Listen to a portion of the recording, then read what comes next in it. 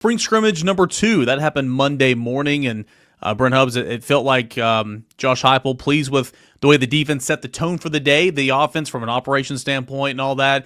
Probably better in scrimmage 1 than this past one, but the defense has a lot to do with that.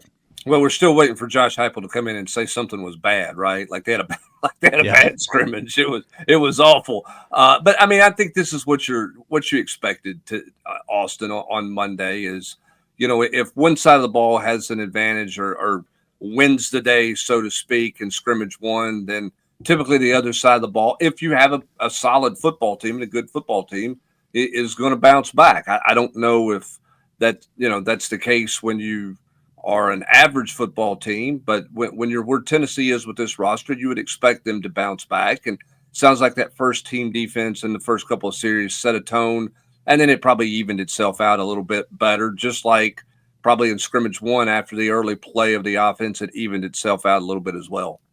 Yeah, I mean, you're hoping for that bounce back for the other side of the ball. And now you're hoping, going into the Saturday, which again, it won't be a true diehard scrimmage. You're hoping the offense bounces back and makes some plays. And, you're just hoping the players continue to progress individually. I think that's the biggest thing this time of year is seeing the growth out of Sam Pendleton and Sham Umarov and Edwin Spillman and, all these different players along the way, right? I mean, you're hoping, and we see Edwin Spillman there, you're hoping to see some growth out of guys like Caleb Beasley and John Slaughter and some of those players in the back end. And I think that's where so much of, what we've seen the last couple of weeks and then what we'll see the rest of this week comes into play, because they're not doing an abundance of 11-on-11 scrimmage work. When they do, there's limitations on it as far as tackling and so on and so forth. You just need to see continued growth out of, the players that you feel like can help you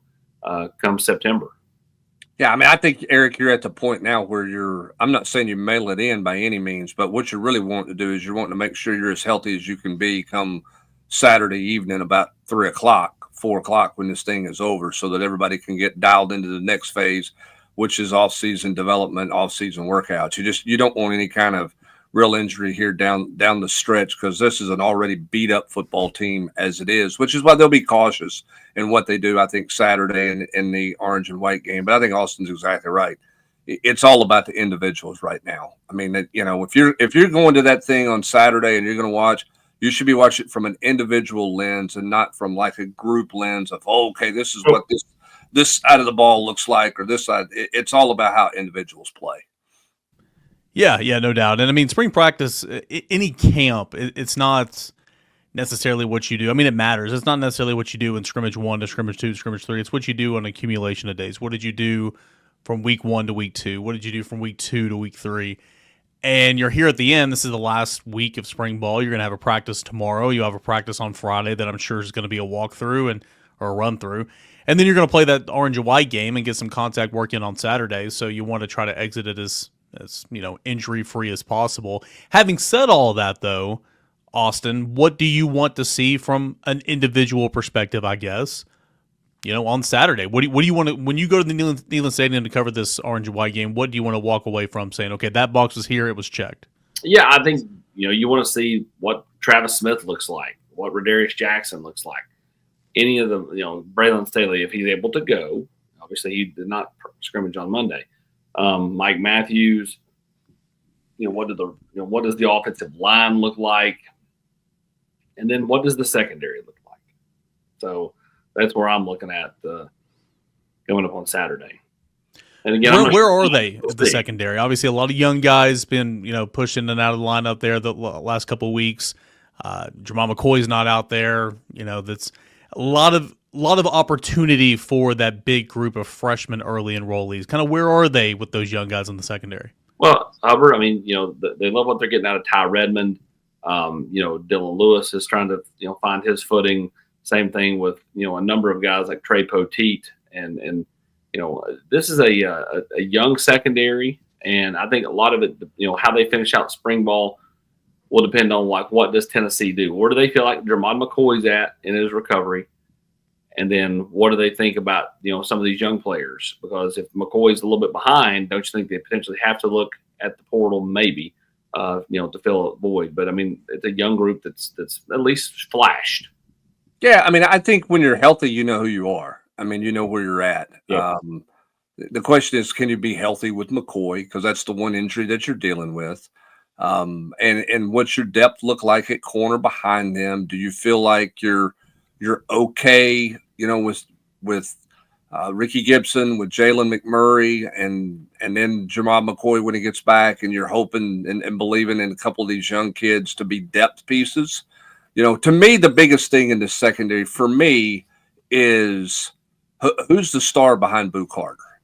I think that's the biggest X factor, because I know who the potentials at corner are, and you can, if you think a guy's got some talent, we've seen Ricky Gibson play as a freshman. You can see some corners there, but for me, the biggest question is, who do they think their backup nickel guy is? Who is that behind Boo Carter? That's the biggest secondary thing I want to see when I watch this team on Saturday is, who is that guy and how does that guy perform? Because I think that's the biggest thing you have to get settled because of how important that position is. Don't you think, though, they can hide that a little bit? Because, I mean, like, I don't know. It's hard. It's hard to hide that one. Oh, no. I think hard to hide that position. Well, what I'm saying is, yeah, hard to hide it in the season, but like, unless you're the backup and you're going against your number one top, like if the backup is going against Dayton Sneed in the slot at the nickel spot, to me that's harder to judge versus going against Braylon Staley. Yeah, I mean, I don't. Yeah, I don't. I'm just curious to see who it is. Yeah, and where do they think they are? Do they think they have somebody that can play that, or is this hey, we're going to slide Christian Charles to star as the backup star? Because remember, if you're going to play Boo Carter, he's going to return all your punts and he's going to play some snaps on offense. I mean, you're probably going to have to play a couple of guys early in the season at star. Who is that guy? Is it just an emergency guy, or do you feel like you have a guy? That's what I'm curious to see. And I don't know that based on his competition level, who it is. I'm just curious to see who they put back there as their number 2 right now. So that's a little bit of the defensive backfield, the star depth, the star and corner depth, if you will, as it's continuing to be a work in progress. Defensive tackle feels like they still probably need to look there in the portal. What other position groups could they potentially look for when the spring portal opens up, based on what we know now from 2.5 weeks or whatever spring practice? More than that. Well, I mean, I think the question becomes, where do you think you are at receiver? And Josh Heupel was asked about this on Monday, Rob, and he danced the best he could dance around it and said it's hard to keep everybody happy, and but you also got to make sure what your roster looks like. So where do they think they are at receiver coming out of spring ball? Do they have enough numbers, or do they need more numbers? I think that is an unknown. I think you're always going to look to take an interior defensive lineman if there's a good one out there.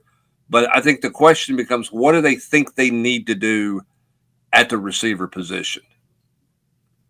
Yeah, I wrote it today, Hubbard. I guess I didn't realize that Brazel had 33 catches last year, which more experience than I thought. But then you go from him and you go down to Mike Matthews, and 8 receptions on the year. I mean, I think you clearly have some talent there, Amari Jefferson, but golly, man, lots of unknowns. And I agree. I mean, I do think that, I don't have the numbers, but don't receivers probably bounce maybe more than any other position per capita?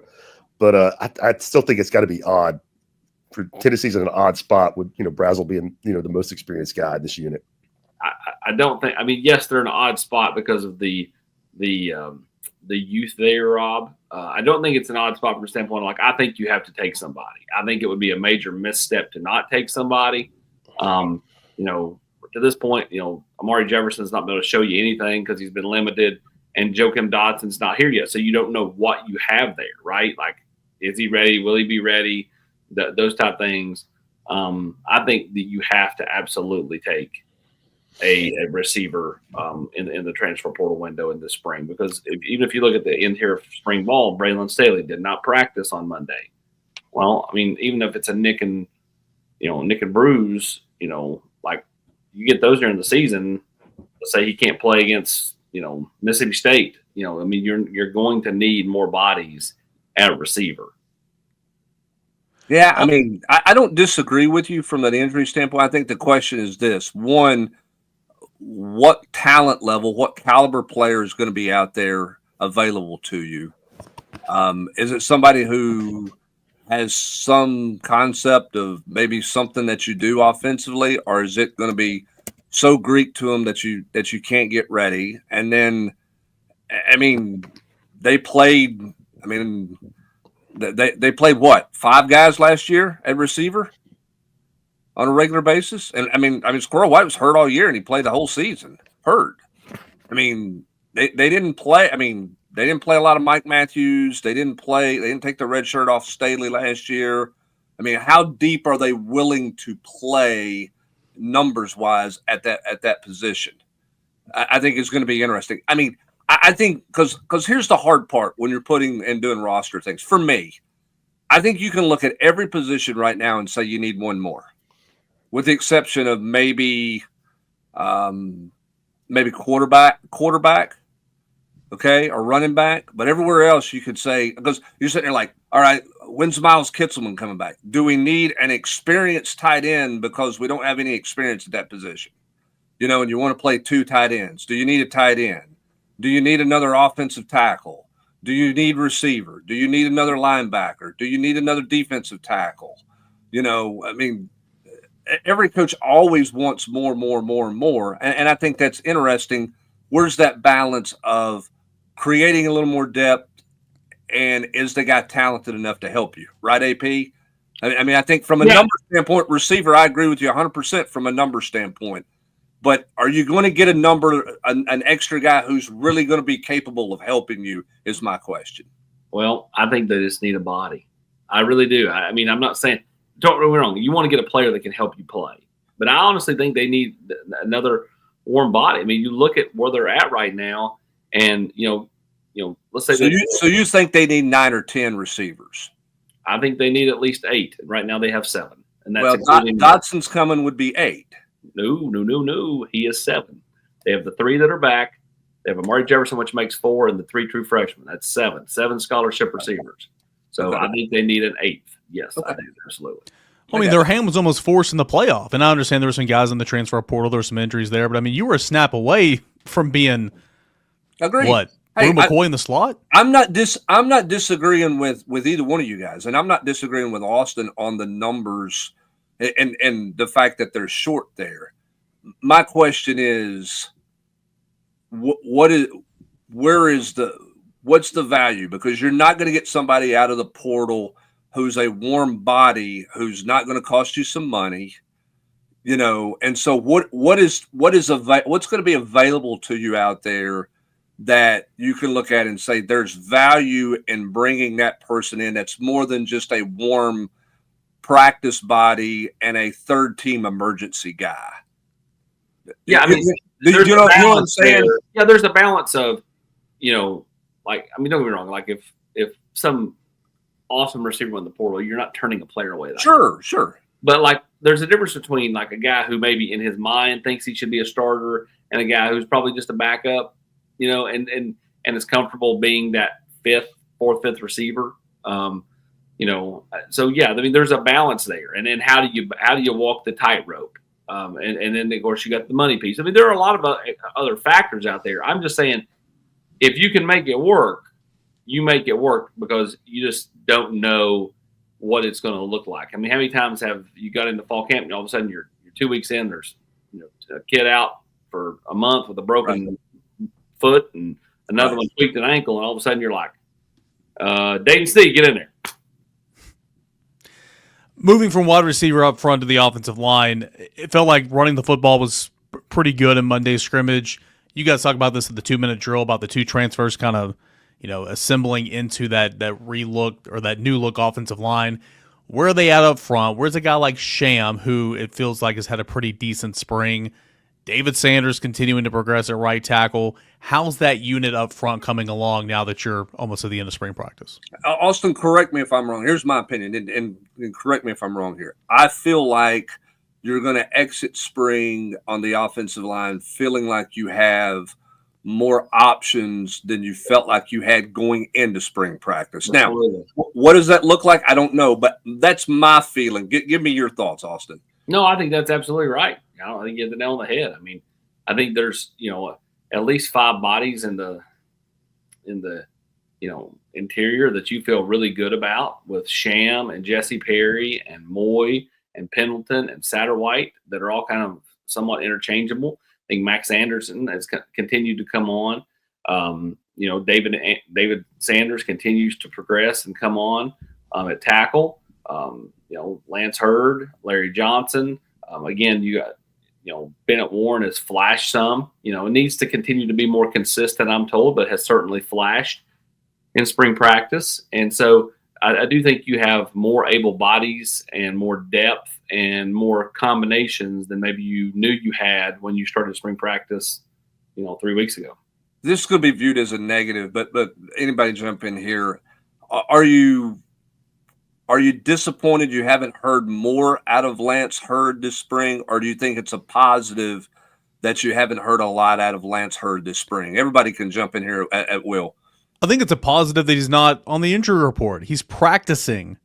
And so for me, if he's practicing, he's there every day. Say what?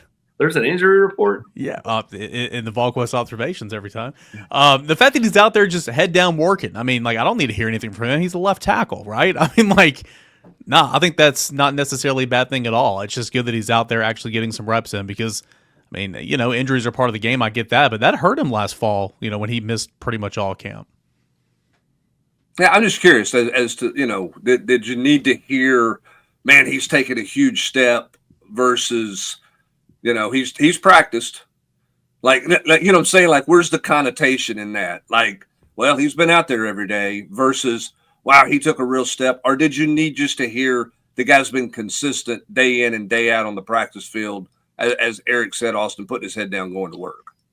That's a great question. I really don't know the answer because I think ultimately you'd love to hear Lance has taken a huge step, but I also think there is you don't have anybody going, now Lance is not very good. Lance has been pedestrian.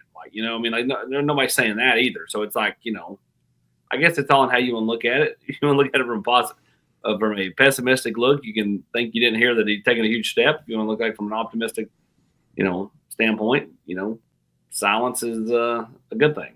Might be an overreach by Hubs, right? Might be an overreach question. It's a fair question. It's an interesting way to look at it for sure, especially at that position too, because receiver, it's oh, he made a great catch. Oh, he caught a touchdown in the scrimmage. Oh, he did all that. Left tackle, it's well, did you give up a pressure today? I don't know. I wasn't there. So I just think for him, he just needs to be on the practice field. And of course, you need to take steps and get better. And he's at least been doing that this spring in terms of practicing.